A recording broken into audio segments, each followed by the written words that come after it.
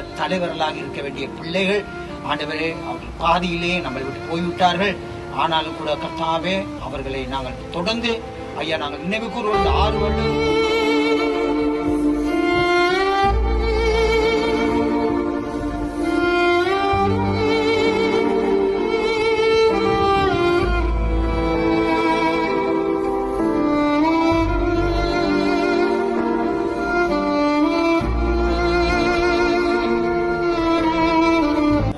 அனைத்து இறைந்த உள்ளங்களை அனைத்தையும் இந்த பூலோகத்தில் அவதரிப்பதற்கு அருளாசி வழங்குகிறோம்.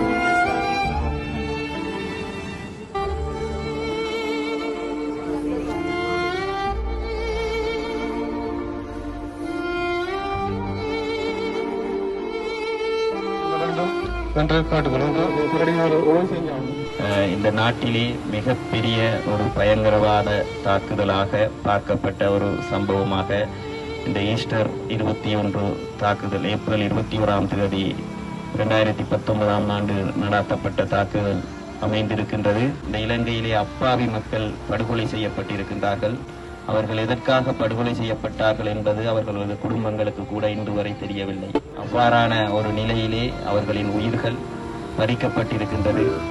இந்த நாட்டிலே ஏதோ ஒரு தேவைக்காக அல்லது ஏதோ ஒரு குழுக்களின் தேவைகளுக்காக இந்த மக்கள் பலி கொடுக்கப்பட்டிருக்கின்றார்கள். 6 வருடங்கள் கடந்துள்ள போதிலும் மாறி மாறி வந்த அரசுகள் இதற்கான இந்த நாட்டிலே அதற்கு யார் யாரெல்லாம் பொறுப்பாக இருந்தார்களோ அவர்கள் கைது செய்யப்பட்டு தண்டிக்கப்பட வேண்டும் என்பது இந்த இடத்திலே எங்களது கோரிக்கையாக இருக்கின்றது.